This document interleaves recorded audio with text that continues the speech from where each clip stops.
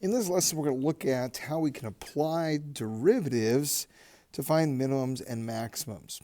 All right, so let's look back a little bit here at a little walk down memory lane. So we have a function here that's graphed, and we want to find some minimums and some maximums. So let's see. First, if we want an absolute, or sometimes we call it the global minimum, and we want to know where that is, well, where do we get the lowest point? Looks like right here. So when we say where is that minimum, we're looking for an x value. It looks like that x value is at -8. Now if we say what is that minimum value, well, we want to know the y value. And it looks like the y value there is about, -17.5 maybe. Okay, approximating. So it's about -17.5. Well, where is there a relative minimum? This is what we call an absolute. It is lower than all the points on this graph. If we want a relative minimum, that happens right over here. So this point right here is a relative minimum because it's lower than the points near it. And so what is the x value there? It looks like it's 5. And the y value, maybe 11.5 negative. Okay, so that happens. We get a relative minimum when x is 5. And what is that value? Well, the y value is approximately, what do we say, -11.5. Okay, those are y values. Well, where is there an absolute maximum? Do we have an absolute maximum? What is the highest point this reaches? Well, this graph goes on forever up like that. There's no endpoints on it. So there is no absolute value. Or absolute maximum, sorry. So that doesn't exist. No absolute maximum. Now there's a relative maximum. This would be a relative maximum, but there is no absolute maximum.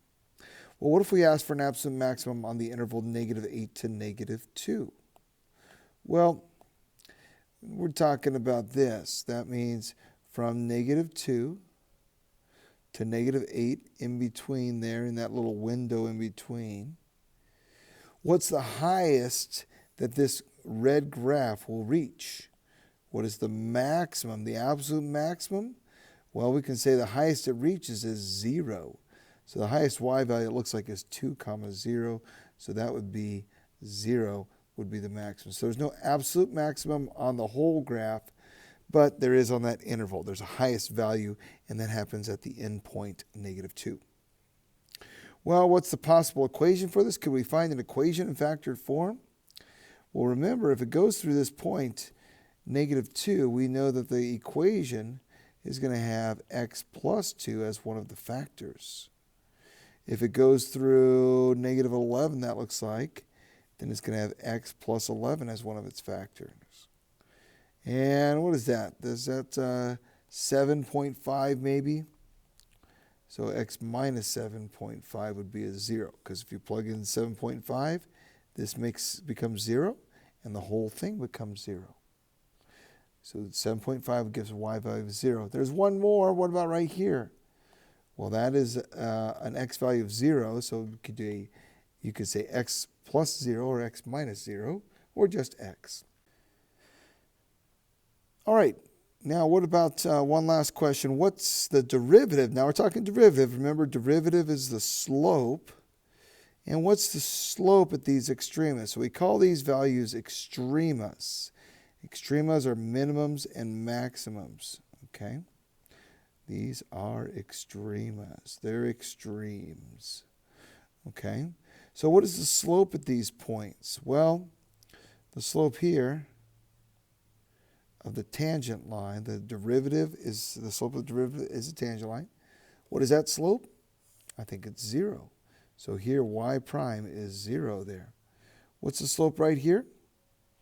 Well, that's going to have a tangent line that has a slope of 0. So y prime there is going to be 0. And what about at the maximum here at that extrema? That's a relative maximum. So that would be a y prime would also be 0. So at all these extremas, everywhere that it turns, the slope is 0. The slope is 0, so the derivative y prime is 0. at those extrema points. All right, well, let's see if we can use that a little bit. So these points are called critical points, these points where the graph turns around. Okay, we see that that when there is an extrema at x0, or we say x0, then the derivative at that x0 point is 0. The slope is 0. Okay? Now, is the converse true? In other words, can we flip that around? If we know the derivative is 0, is there an extrema there? Well, it actually is not always true. Let's investigate. It's not necessarily a minimum or a maximum, but let's find the derivative of this. So when f prime of x, if it's x cubed, that's going to be 3x squared. There's the derivative. So when is that 0? Let's make that 0. 3x squared.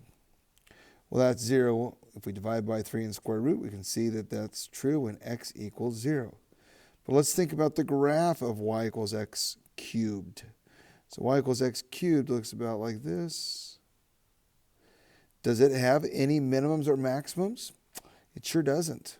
So there's no minimums or maximums, but right here, what happens? The slope for just a second flattens out. Okay, right as it hits here, it's going to flatten out and hit 0. But then it's going to start turning back and getting steeper. So it's positive slope, and then it's 0, and then it's a positive slope. Okay, so it doesn't always guarantee that we have a maximum. Okay, but we can say this, that at every extrema, the derivative is 0. But if the derivative is 0, that doesn't necessarily mean it's an extrema. Okay, so we call these critical numbers. Okay, so when we find a derivative equal to 0, that value C is what we call a critical number. That means it might be a maximum. Okay, so we have the definition here of a critical number.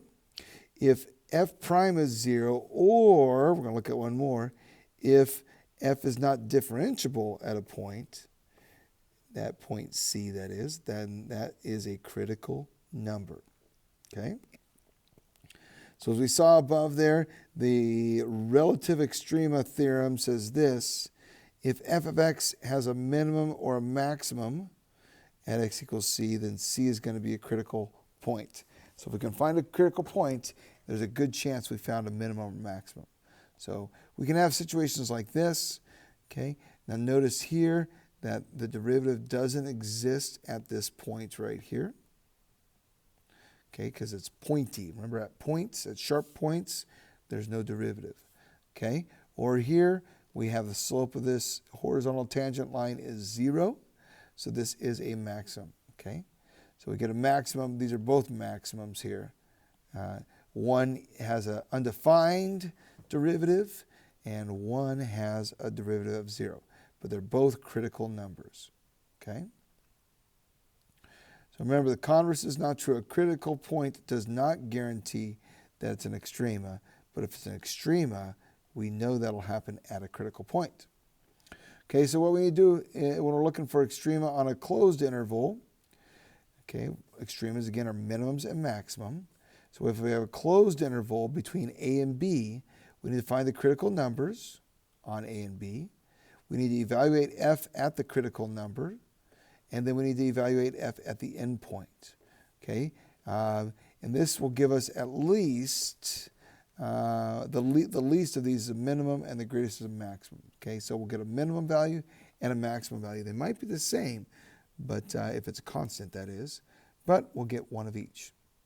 So again, we check at the endpoints and we check at the critical numbers. Let's try it out. So we're looking for critical points here, all right? So we have a function, f of x equals x squared minus 2x. Well, we need to find the derivative of f.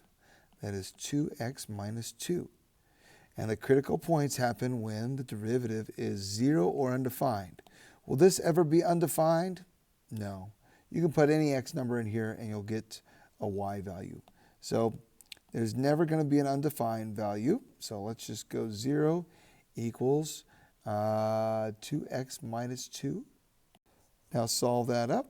Add 2 to both sides, divide by 2, so x is 1. So we have a critical value at x equals 1. So we need to check 3 points. We need to check the endpoints, f of 0. We need to check the critical value, f of 1. And we need to check the endpoint, f of 3. And if we plug those in, we get 0 squared minus 2 times 0, which is 0. 1 squared minus 2 times 1, which is 1 minus 2, which is negative 1. And 3 squared minus 2 times 3, that's 9 minus 6, that's 3. So what we find out is that we have a minimum value at x equals 1. We have a maximum value at x equals 3. Okay, there you have it.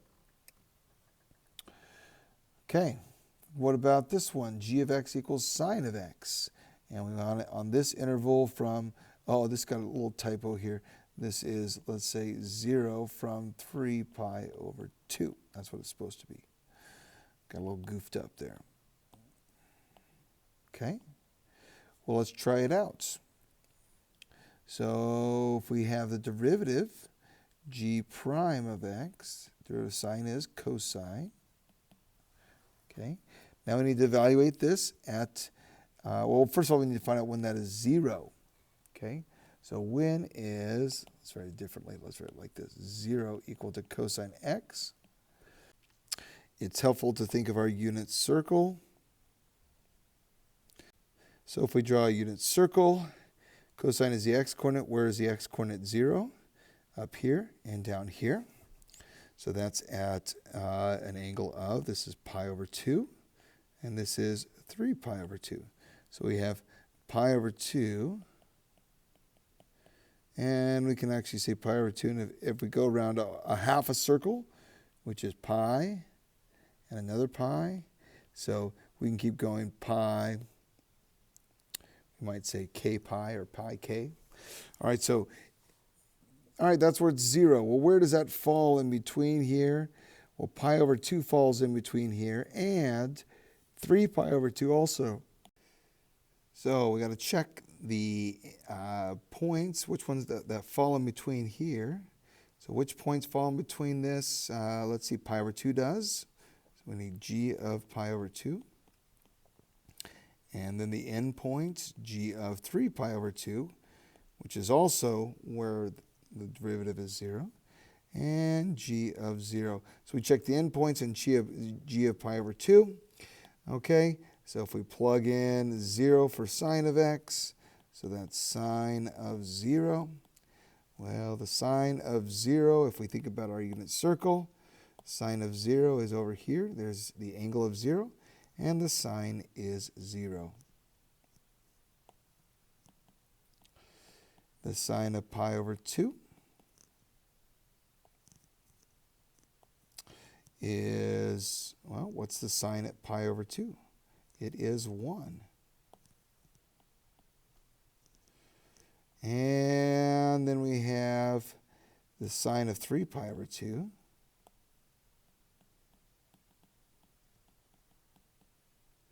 And that is going to be negative 1.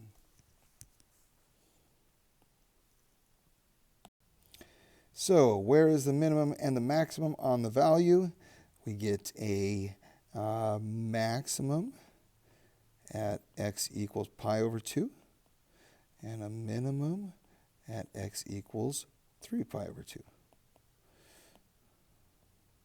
Okay, so that's how we find the critical values, and that's how we find the minimums and the maximums using the critical values and the endpoints. So again, the key is if it is a critical value, meaning the derivative is equal to 0, or the derivative is undefined, it could be a min or max. Okay, and if we have endpoints, we've got to check those as well. All right, great job. Thanks a lot.